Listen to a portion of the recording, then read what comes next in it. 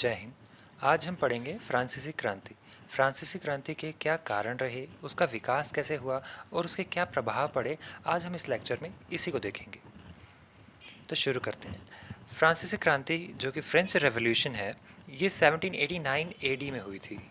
1789 की फ्रांस की क्रांति केवल फ्रांस पर ही नहीं, अपितु पूरे यूरोप के इतिहास की सबसे महत्वपूर्ण क्रांति में से एक है, क्योंकि इसने यूरोप के साथ साथ पूरे विश्व पर प्रभाव डाला। इस क्रांति ने मानव को स्वतंत्रता, समानता और बंधुत्व के नए विचार दिए, और इसी क्रांति से प्रभावित होकर आगे चल के कई देशों ने अपने संविधान में स्वतंत्रता, समानता और बंधुत्व को स्थान दिया। फ्रांसीसी क्रांति भी विश्व की अन्य क्रांतियों की तरह ही सामूहिक घटनाओं के घात प्रतिघात का फल मात्र थी। इस घटना के मूल में राजनीतिक निरंकुशता, सामाजिक असमानता, आर्थिक संकट, धार्मिक भ्रष्टाचार और पुरातन व्यवस्था के दोषों के साथ साथ बौद्धिक चेतना ने भी अपना योगदान दिया था। क्रांति के लिए उत्तरदायी क्या कारण थे, वो हम देखेंगे अब। तो पहले हम राजनीतिक कारणों को जानेंगे। तो फ्रांस की क्रांति के लिए मुख्य रूप से वहाँ की राजनीतिक व्यवस्था और अराजकता जिम्मेदार थी। यह व्यवस्था सुधारवादी कदम उठाने के लिए बिल्कुल भी तैयार नहीं थी। इस क्रांति के लिए उत्तरदायी कारण कुछ इस प्रकार से हैं। सबसे पहले है निरंकुश राजतंत्र। नेपोलियन बोनापार्ट के समय तक तो फ्रांस अच्छी तरह से फल फूल रहा था, लेकिन जैसे ही उसके आगे उत्तराधिकारियों में से एक लुई 14 जो 1643 से 1715 तक, जो 1643 से लेकर 1715 तक शासनकाल में रहे, लुई 14 पूरी तरह से शासन में निरंकुश थे। मतलब इतने ज़्यादा निरंकुश कि आप ये कह सकते हो कि निरंकुशता की अपनी चरम सीमा तक पहुंच चुके थे। इनका मानना था कि मैं ही राज्य हूं और मैं जो कहूँगा वह कानून बन जाएगा। फ्रांस की निरंकुश शासन व्यवस्था धीरे धीरे लोगों के लिए असहनीय होती गई। नेक्स्ट है लुई 14 के अयोग्य उत्तराधिकारी। एक तो लुई 14 जो थे वो निरंकुश शासक थे, ऊपर से उनके जो उत्तराधिकारी थे वो बिल्कुल ही दुर्बल थे। लुई 16 जो थे वो सबसे अयोग्य शासकों की श्रेणियों में आते हैं, क्योंकि वे अपने आमोद प्रमोद में दिन भर डूबे रहते थे। उनके निरर्थक खर्च के कारण फ्रांस की आर्थिक कठिनाइयाँ बढ़ती जा रही थी और उनके शासन प्रबंध में कोई भी रुचि नहीं थी। वे सारा दिन सुरा और सुंदरियों में डूबे रहते थे, जिसकी वजह से आलोचकों का यह मानना था कि ये वह जहाज़ है जो चट्टानों की तरफ बढ़ रहा है। और इसी प्रकार लुई 14 के अयोग्य उत्तराधिकारियों ने फ्रांस की क्रांति को और निकट ला दिया। नेक्स्ट पॉइंट है शासकों की विलासिता। फ्रांस के लगभग सभी शासक विलासिता का शिकार हो चुके थे। उन्होंने वर्साय नामक एक स्थान बनाया जहां पर सुंदर राजप्रसाद का निर्माण करवाया, जो फ्रांस में विलासिता का केंद्र बनकर उभरा। इतिहासकारों के अनुसार इस भवन में 18,000 लोग रहते थे, जिनमें से 16,000 तो केवल नौकर ही थे। राजा रानी तथा उनके चापलूसों की फौज पर ऐशो आराम के नाम पर करोड़ों रुपए खर्च कर दिए जाते थे, और एक अनुमान के अनुसार तो क्रांति से पहले राजमहल पर होने वाला खर्च $2 लाख प्रति वर्ष था। नेक्स्ट पॉइंट है दोषपूर्ण शासन प्रणाली। फ्रांस में जो वंश राज कर रहा था उसका नाम था बुर्बोआ वंश। बुर्बोआ वंश के शासकों के समय में देश की शासन प्रणाली बड़ी अव्यवस्थित थी। प्रशासन में योजना एवं व्यवस्था का पूर्णतः अभाव था, और दूसरी तरफ फ्रांस के शासकों तथा उनके मंत्रियों ने शासन व्यवस्था को सुधारने में कोई प्रयास नहीं किया। परिणाम स्वरूप जनता इस व्यवस्था को बदलने के लिए उठ खड़ी हुई। नेक्स्ट पॉइंट है व्यक्तिगत स्वतंत्रता का अभाव। अब फ्रांस के निरंकुश शासन का बोलबाला इतना ज़्यादा था कि उसके कारण व्यक्तिगत स्वतंत्रता तो दूर, इसके बारे में सोचना भी अपराध समझा जाता था, और इसी के साथ साथ लोगों को धार्मिक स्वतंत्रता भी प्राप्त नहीं थी। राज्य की तरफ से उन पर कैथोलिक धर्म को थोपा जाता था। परिणाम स्वरूप जनता ने स्वतंत्रता और समानता का अधिकार पाने के लिए क्रांति का सहारा लिया। नेक्स्ट है राजा की अपव्ययता। अब फ्रांस के शासकों के असीमित खर्चों के कारण फ्रांस आर्थिक रूप से कमज़ोर होता जा रहा था। लुई 14 के शान शौकत पर करोड़ों रुपए खर्च कर दिए जाते थे। शाही घराने का खर्च प्रतिवर्ष लगभग $4 करोड़ तक पहुंच चुका था, और फ्रांस के लोग राज दरबार को राष्ट्र की कब्र समझने लगे थे। नेक्स्ट पॉइंट है शासन में भ्रष्टाचार। अब क्रांति से पहले फ्रांस की शासन व्यवस्था जो थी वो पूरी तरह से भ्रष्ट हो चुकी थी, भ्रष्टाचार से भर चुकी थी। सरकारी पदों पर नियुक्ति योग्यता के आधार पर नहीं, अपितु ऊंची ऊंची बोलियों द्वारा लगाई जाती थी। कहने का भाव अर्थ ये है कि आप पैसे दीजिए और पद खरीद लीजिए। तो इस भ्रष्ट शासन व्यवस्था के कारण लोगों में अशांति फैलनी शुरू हो गई थी। नेक्स्ट है अन्यायपूर्ण कर प्रणाली। भूमि कर यानी कि लैंड टैक्स और इनकम टैक्स जो था वो राज्य की आय का मुख्य साधन था, परंतु इन करों का भार साधारण लोगों और किसानों पर थोप दिया गया था। और दूसरी तरफ कुलीन वर्ग और पादरी वर्ग को करों के मामले में काफ़ी छूट मिल गई थी। यहाँ पे कर यानी कि टैक्स कलेक्ट करने के लिए बोलियाँ लगाई जाती थी। जो व्यक्ति सबसे ज़्यादा महंगी बोली लगाता था उसे टैक्स कलेक्ट करने के लिए आगे कर दिया जाता था। परिणाम स्वरूप ठेकेदार सरकार को एक निश्चित धन राशि देकर लोगों से काफ़ी धन ऐंठने लगे थे, जिसकी वजह से प्रजा का शोषण होता था और सरकार को भी नुकसान होने लग पड़ा था। तो ये थे अब तक हमारे राजनीतिक कारण। आगे हम पढ़ेंगे सामाजिक कारण। तो सामाजिक कारण में फर्स्ट पॉइंट है हमारा सामाजिक वर्गीकरण। उस समय की फ्रांस की सामाजिक संरचना दोषपूर्ण और सामंती थी।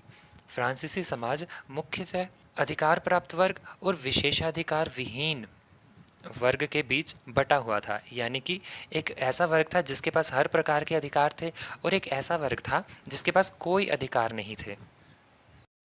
जिनके पास अधिकार प्राप्त थे उनकी जनसंख्या तो केवल 2% ही थी, किंतु उनके पास फ्रांस की संपत्ति का 5वां भाग था और यह वर्ग किसी प्रकार का कोई कर नहीं देता था। दूसरी तरफ जो दूसरा वर्ग जो है, जो फ्रांस की आबादी में 98% हिस्सा रखता है, उसे कोई अधिकार प्राप्त नहीं थे और करों का सारा बोझ उन्हीं पर लाद दिया गया था। इस प्रकार फ्रांस की दोषपूर्ण सामाजिक संरचना से विभिन्न वर्गों का टकराव हुआ जो क्रांति का कारण बना। नेक्स्ट पॉइंट है सामाजिक वर्गों की स्थिति। अब फ्रांस की सामाजिक संरचना तो दोषपूर्ण थी ही, परंतु इस व्यवस्था के कारण विभिन्न वर्गों के संसाधनों व जीवन शैली में दिन रात का अंतर होता जा रहा था, जो मुख्य रूप से आम आदमी के असंतोष का कारण बन रही थी। इस वर्ग विभाजन में सबसे ऊंचा स्थान पादरी वर्ग का था। दूसरे नंबर पर राज परिवार और अभिजात वर्ग आते थे, जिसमें मुख्यतः सामंत शामिल होते थे। सबसे अंत में किसान और मजदूर वर्ग आता था। यह दोषपूर्ण विभाजन भी फ्रांसीसी क्रांति का मुख्य कारण बना था। नेक्स्ट पॉइंट है तीसरा वर्ग साधारण वर्ग। होता क्या है कि पादरी तथा सामंती वर्गों के अतिरिक्त फ्रांस की शेष जो 98% जनता थी इस वर्ग में आती थी। इसे तृतीय वर्ग या तीसरा वर्ग भी कहा जाता था। अब विशेषाधिकारों और अन्य सुविधाओं से यह वर्ग वंचित था। इस वर्ग में भारी असमानता थी। धनी से धनी व्यक्ति से लेकर प्रतिभाशाली साहित्यकार, विद्वान और किसान मजदूर जैसे लोग भी इस वर्ग में शामिल थे और आगे चलकर इन वर्गों को भी कुछ अन्य उपवर्गों में बांटा हुआ था। तो उपभागों में जो बांटा हुआ था उसमें मध्यम वर्ग था, दस्तकार थे, किसान थे, मजदूर थे। तो सामाजिक विभेद के कारण फ्रांस में एक नई क्रांति को लोह मिली। नेक्स्ट पॉइंट है मध्यम वर्ग की महत्वाकांक्षा। फ्रांस में व्यापार के विकास के कारण नए वर्ग का उत्थान हुआ था, जिसमें मध्यम वर्ग आया था।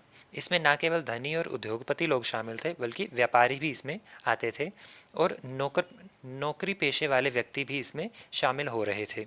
इन लोगों या इस वर्ग के पास ज्ञान की कोई कमी नहीं थी और समाज का जो बदलाव था वो काफ़ी हद तक इसी वर्ग पर आधारित था।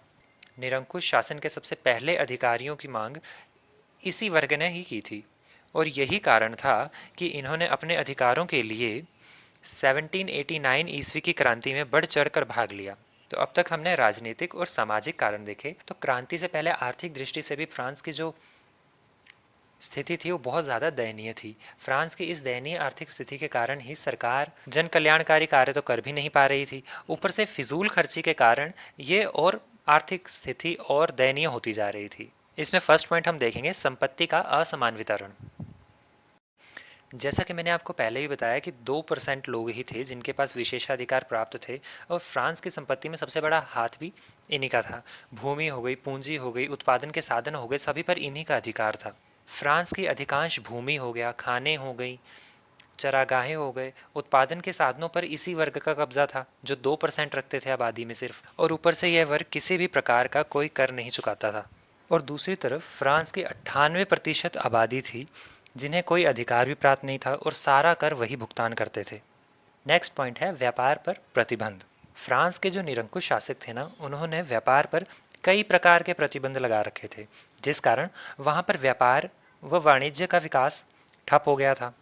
माल को एक स्थान से दूसरे स्थान तक ले जाने के लिए शासन द्वारा भारी कर मांगा जाता था, जो उन्हें चुकाना पड़ता था, और यह व्यवस्था व्यापार को हतोत्साहित करने वाली थी। अब शासन में फैली घूसखोरी और अव्यवस्था के कारण एक ऐसा वातावरण बना जहाँ पे व्यापारियों को और भी ज़्यादा निराश होना पड़ा।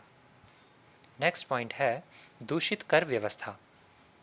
अब फ्रांस की जो कर प्रणाली थी ना, वो समानता के आधार पर ना होकर असमानता के आधार पर थी। जिस वर्ग के पास सभी प्रकार के उत्पादन के साथ साथ कई प्रकार के अधिकार प्राप्त थे, वे 1 रुपया भी कर नहीं चुकाते थे, और जबकि दूसरी तरफ एक ऐसा वर्ग जो गरीब है और फिर भी उनसे कर वसूला जाता था, और कर प्रणाली में असमानता के कारण ही आम जनता में धीरे धीरे असंतोष बढ़ने लगा था। नेक्स्ट है बेकारी की समस्या। फ्रांस में क्रांति से पूर्व होने वाले औद्योगिक परिवर्तनों के कारण ना घरेलू उद्योग नष्ट हो चुके थे। अब नए नए कारखाने खुल चुके थे। हाथों से काम करने वाले जो मजदूर थे, अब वे बेकार हो गए थे। महंगाई के कारण वस्तुओं के दाम भी बढ़ने लगे थे। 1788 में फ्रांस में जो अकाल पड़ा था, उसकी वजह से बेरोजगारी और भी ज़्यादा बढ़ गई। परिणाम स्वरूप बेरोजगारी के कारण किसान भूखे मरने लग पड़े, स्थान स्थान पर लूटपाट होने लग पड़ा। इसने इस क्रांति को जन्म दिया। नेक्स्ट पॉइंट है ऋणग्रस्तता। अब फ्रांस के शासकों की बेफिजूल खर्ची और ऊपर से उनकी बेकार कर प्रणाली के कारण उनके पास पैसे तो आ नहीं रहे थे। दूसरी तरफ लुई 15 और 16 के द्वारा किए गए जो युद्ध थे और उनके विलासिता के ऊपर लगाए गए करोड़ों रुपए पूरी तरह से फ्रांस के राजकोष को खाली कर चुके थे। क्रांति के समय फ्रांस पर 4,500 लाख लीवट का ऋण था। दूसरी तरफ राजस्व का 3/4 भाग सुरक्षा पर खर्च किया जाता था, और उसमें से भी ज़्यादातर पैसे जो थे वो पहले के किए गए युद्धों का ऋण चुकाने के लिए किया जाता था। नेक्स्ट है कृषि व्यवस्था में कमियां। अब शासकों द्वारा बेफिजूल खर्च किए जा रहे थे, प्रशासन जनता पर ध्यान नहीं देता था, और दूसरी तरफ कृषि जो थी वो बहुत ही ज़्यादा पिछड़ी हुई थी इस समय के फ्रांस में। किसान जो 2 प्रकार के थे, एक स्वतंत्र किसान थे और एक कृषक दास थे। इन दोनों पर कई प्रकार के प्रतिबंध लगाए हुए थे। किसानों को जमींदारों के खेतों में गुलामों के रूप में काम भी करना पड़ता था। किसानों को अनेक प्रकार के कर चर्च, राजा और जमींदारों को भी देने पड़ते थे, जिसके कारण किसानों के पास अपना पेट भरने के लिए तो कुछ अनाज बचा ही नहीं, क्योंकि वे लोग पैसों के रूप में थोड़ी ना कर चुकाते थे, वे अनाज के रूप में कर चुकाते थे। और अंततः क्या हुआ, वह उत्पादन बढ़ाने का प्रयास नहीं कर पाए। नेक्स्ट पॉइंट है उत्पादन की गिल्ड प्रणाली। मतलब एक श्रेणी थी, एक ग्रुप ऑफ पीपल था, जैसे कि सब लोहे का काम करने वाले हैं, वे सारे इकट्ठे हैं। उन्होंने डिसाइड किया है कि हम इतनी ऐसी क्वालिटी का औजार बनाएंगे और इतने पैसों में बेचेंगे। तो अगर कोई व्यक्ति अच्छी गुणवत्ता का औजार भी बनाना चाहता था तो वह नहीं बना पाता था, क्योंकि वह गिल्ड के नियमों के विपरीत था। और इस व्यवस्था में केवल स्थानीय आवश्यकताओं की पूर्ति के लिए ही काम किया जाता था, अंतर्राष्ट्रीय बाजारों के लिए नहीं। इसी कारण से फ्रांस में ना तो उद्योगों का उत्थान हुआ और ना ही व्यापार का विकास हुआ। इसलिए मध्यम श्रेणी के जो व्यापारी थे ना और पूंजीपति थे, इस व्यवस्था से संतुष्ट नहीं थे। अंतिम कारण है हमारे पास धार्मिक कारण। अब होता क्या था, शासन हो या जनता हो, दोनों पर चर्च का ही प्रभाव स्थापित था। तो इसमें फर्स्ट पॉइंट है हमारा चर्च की शक्ति व संपत्ति। जैसा कि मैंने पहले भी बताया कि फ्रांसीसी शासन में रोमन कैथोलिक चर्च की प्रधानता थी। पूरे फ्रांस की ज़मीनों में चर्च के पास 5वां भाग शामिल था। किसानों को भाड़े पर ज़मीन देकर किसानों से कर तो वसूलता ही था चर्च, उसके अलावा उनसे उपज का 10वां भाग भी लेता था, जिसे टीथ कहा जाता था। इस प्रकार चर्च की वार्षिक आय 10 करोड़ डॉलर थी। विशाल संपत्ति के साथ साथ चर्च को राजनीतिक और सामाजिक क्षेत्रों में भी अनेक प्रकार के अधिकार प्राप्त थे। नेक्स्ट पॉइंट है धर्माधिकारियों का नैतिक पतन। इसमें सीधी सी बात है कि अत्यधिक धन पाकर चर्च के जो धर्माधिकारी थे ना, उनका दिमाग खराब हो गया था। उनके पास विलासिता के जीवन जीने के लिए बहुत सारे पैसे आ चुके थे, और वे धार्मिक व्यक्ति होने के बावजूद भी विलासिता का जीवन जीना पसंद कर रहे थे। इसके साथ उनमें भ्रष्टाचार और अनैतिकता भी बढ़ गई थी, जिसके कारण आम जनता उनसे घृणा करने लग पड़ी थी। नेक्स्ट पॉइंट है चर्च का शासन में गठबंधन। अब हुआ क्या कि जो फ्रांस में जब बुर्बो वंश आया ना, तो वो कैथोलिक धर्म को मानता था। ईसाइयों में कैथोलिक प्रथा को मानता था, तो कैथोलिक चर्च की स्थापना की उसने फिर से, और कैथोलिक चर्च को पुनः स्थापित करते क्या किया कि उसने स्वयं को चर्च की संतान मान लिया। तो देखा जाए तो एक रूप से अब चर्च के पास अपार धन संपत्ति थी, दूसरी तरफ बुर्बो शासकों की आर्थिक स्थिति बिगड़ती जा रही थी। परिणाम स्वरूप क्या हुआ कि शासक जो थे, राजा जो थे, वो चर्च से ऋण लेते थे ताकि वे अपना काम कर सके, काम तो नहीं, विलासिता में ही डूबे रह सकें, और बदले में उन्हें राजनीतिक, सामाजिक और धार्मिक शक्तियां प्रदान करते थे, और जनता के लिए यह गठबंधन सिरदर्द बन चुका था। अंतिम पॉइंट है हमारा धार्मिक असहनशीलता। तो हुआ क्या था कि लुई 14 जो थे ना, वो कैथोलिक धर्म को अपनाते थे और उन्होंने इसे राज्य का धर्म घोषित किया था। तो दूसरी तरफ जो लोग प्रोटेस्टेंट धर्म को अपनाते थे उन पर कई प्रकार के अत्याचार किए जाते थे। यहूदियों के साथ भी फ्रांस में दुर्व्यवहार किया जाता था। तो यहूदी और प्रोटेस्टेंटों ने मिलकर धीरे धीरे धार्मिक समानता की मांग करनी आरंभ कर दी और आम आदमी को भी समानता के सिद्धांतों की जानकारी देना शुरू कर दिया, जिसकी वजह से ये जागरूकता फैली और लोगों ने फ्रांसीसी क्रांति को नज़दीक ला दिया। तो अब तक हमने पढ़े कि फ्रांस की क्रांति के क्या क्या कारण थे। अब हम देखेंगे फ्रांस की क्रांति के क्या प्रभाव पड़े। तो हम इसके प्रभावों को 3 हिस्सों में बांटेंगे। पहला, फ्रांस पर इसका क्या प्रभाव पड़ा, दूसरा, यूरोप पर इसका क्या प्रभाव पड़ा, और तीसरा, विश्व पर इसका क्या प्रभाव पड़ा। तो पहले पॉइंट में हम देखेंगे फ्रांस पर प्रभाव पड़ने से क्या हुआ। तो राजतंत्र का अंत हो गया, फ्रांस में राजतंत्र का अंत हो गया। लुई 16 जो थे उन्हें अपने जीवन से हाथ धोना पड़ गया। इस क्रांति ने इतना विकराल रूप ले लिया कि उनके पूरे परिवार को ही ख़त्म कर दिया गया। लुई 16 को जिंदा छोड़ना यानी कि उन्हें राजतंत्र को स्थापित करने के समान था। बाद में आगे चल के इंग्लैंड ने इसका विरोध भी किया था, लेकिन वो बात इसमें नहीं आएगी। और 1793 में उनके कार्यों के लिए उन्हें मृत्युदंड दे दिया गया था और राजतंत्र को हटाकर अब गणतंत्र की स्थापना कर दी गई थी। नेक्स्ट पॉइंट है सामंतवाद के अवशेषों का अंत। सामंतवाद तो वैसे तभी खत्म हो चुका था जब औद्योगिक क्रांति आ रही थी, पूंजीवादी व्यवस्था आई थी, किंतु फिर भी सामंतवाद के कुछ अवशेष बच गए थे। जो अमीर सामंत थे ना, वो अभी भी राजा की चापलूसी करके बचे हुए थे। परंतु क्रांति के दिनों में स्थापित राष्ट्रीय सभा ने अपने प्रथम बैठक जो 4 अगस्त 1789 को ही हुई थी, उसने देश में सामंती प्रथा का अंत कर दिया था और दास प्रथा को भी समाप्त कर दिया था। नेक्स्ट पॉइंट है गणतंत्रीय सिद्धांतों की स्थापना। अब फ्रांस में फ्रांसीसी क्रांति से देश में निरंकुश राजतंत्र का अंत कर दिया गया और गणतंत्रीय शासन पद्धति को स्थापित कर दिया गया, जिसमें कि क्रांति के बाद स्थापित राष्ट्रीय सभा ने फ्रांस में कई प्रकार के संवैधानिक सुधार करने आरंभ कर दिए। नेक्स्ट पॉइंट है मानव अधिकारों की घोषणा। फ्रांस यूरोप का ऐसा पहला राष्ट्र बना जिसमें लोगों को अधिकार दिए गए और घोषणा पत्र में कहा गया कि मनुष्य स्वतंत्र व समान है, जनता ही प्रभु है, कानून जन इच्छा की अभिव्यक्ति है। नेक्स्ट पॉइंट है शासन व्यवस्था में सुधार। अब हुआ क्या कि भ्रष्टाचार और अराजकता, पहले यही 2 चीज़ें फैली हुई थी जिसके कारण ये क्रांति हुई, लेकिन फ्रांस की क्रांति के बाद इन दोनों चीज़ों को समाप्त कर दिया गया और फ्रांस को नए सिरे से 83 नए नए प्रांतों में बांटा गया। 83 नए स्टेट्स में बांट दिया गया फ्रांस को, और वहाँ पे नया एडमिनिस्ट्रेशन चलाया गया। नेक्स्ट पॉइंट है आर्थिक समृद्धि। अब चर्च की संपत्ति पर अधिकार करके लोगों ने क्या किया कि उसे जनसाधारण में बांट दिया और बिन मतलब के असंख्य चुंगी कर लगे हुए थे, यानी कि टोल टैक्स लगे हुए थे, उन सबको भी समाप्त कर दिया गया। नेक्स्ट पॉइंट है मध्यम वर्ग की शक्ति का उदय। अब क्या हुआ कि क्रांति से पहले तो इन्हें कोई अधिकार प्राप्त नहीं थे, यहाँ तक कि विशेषाधिकार की श्रेणी में भी ये लोग नहीं आते थे। अपनी योग्यता होने के बावजूद भी इन्होंने उच्च पदों की लालसा नहीं रखी और इस वर्ग ने आने वाले समय में भीड़ के हितों की बात की, आम जनता के हितों की बात की और धीरे धीरे सत्ता में आना शुरू किया और अपना आधिपत्य जमा लिया। नेक्स्ट पॉइंट है किसानों की अवस्था में सुधार। क्रांति के बाद भूमिहीन कृषकों और कृषक दासों की स्थिति को सुधारा गया।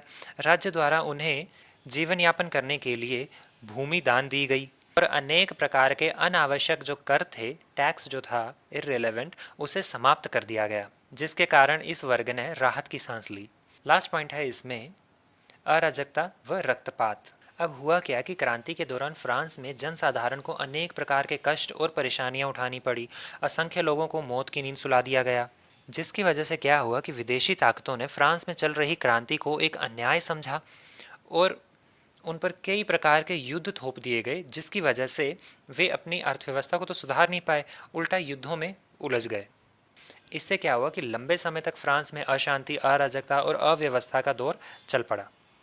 अब तक हमने देखा कि फ्रांस पर इसके क्या प्रभाव पड़े। अब हम देखेंगे कि यूरोप पर इसके क्या प्रभाव पड़े। जो फ्रांस की क्रांति का प्रभाव ना इंग्लैंड तक ही सीमित नहीं था। जैसा मैंने आपको बताया ना कि इंग्लैंड लुई 16 की मौत से नाखुश था, तो यह असंतुष्टि जो थी वो इंग्लैंड तक ही सीमित नहीं थी, पूरे यूरोप में इसका प्रभाव देखने को मिल रहा था। फर्स्ट पॉइंट है यूरोप का दो गुटों में विभाजन। होता क्या है, जब क्रांति शुरू हुई ना, तब तो इंग्लैंड और अन्य देशों में कई प्रकार की खुशियां मनाई गईं, लेकिन बाद में जैसे जैसे क्रांति ने अपना विकराल रूप ले लिया और बात इस हद तक आ गई कि लुई 16 जो है उन्हें मृत्युदंड दिया जाएगा, तो इंग्लैंड खुलकर इसके विरोध में सामने आया। साथ में 15 देशों का संघ बनाकर उसने फ्रांस के विरुद्ध युद्ध की घोषणा कर दी। सेकंड पॉइंट है यूरोपीय देशों में क्रांति पर प्रतिक्रिया। अब इससे हुआ क्या कि जिन देशों में राजतंत्र शासन प्रणाली स्थापित थी, यानी कि राजतंत्र शासन व्यवस्था थी, वहाँ पर इस क्रांति के परिणाम पहुँचने लगे और वहाँ के जो शासक थे, जो अगर वो निरंकुश भी थे, तो वे अत्यधिक डरने लग पड़े।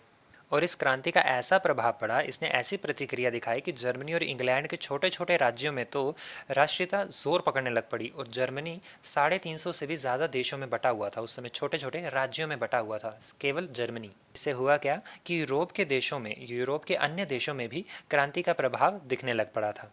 नेक्स्ट पॉइंट है यूरोप में अन्य परिवर्तन। अब हुआ क्या कि नेपोलियन के समय तो फ्रांस तरह तरह के युद्धों में उलझा हुआ था, उस बाद कई प्रकार के युद्धों से भी उसे लड़ना पड़ रहा था।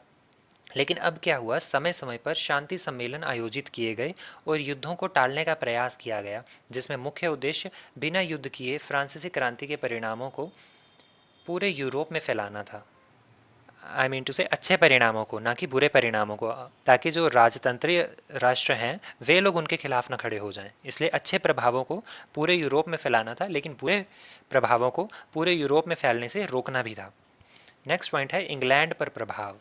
जैसा कि मैंने बताया कि फ्रांसीसी क्रांति के आरंभ में इंग्लैंड तो इसमें बहुत ही दिलचस्पी ले रहा था, उसने इसका खुलकर स्वागत किया था। लेकिन लुई 16 के मृत्युदंड देने के बाद क्या हुआ, इंग्लैंड फ्रांस के विरुद्ध हो गया और इंग्लैंड के प्रधानमंत्री पिट उनका नाम था, तो वो इंग्लैंड के प्रधानमंत्री थे। उन्होंने क्या किया, प्रतिक्रियावादी नीति अपनानी शुरू कर दी फ्रांस के प्रति। उन्होंने अपने समाचार पत्रों, भाषणों, सभाओं और मजदूर संगठनों पर भी प्रतिबंध लगा दिए।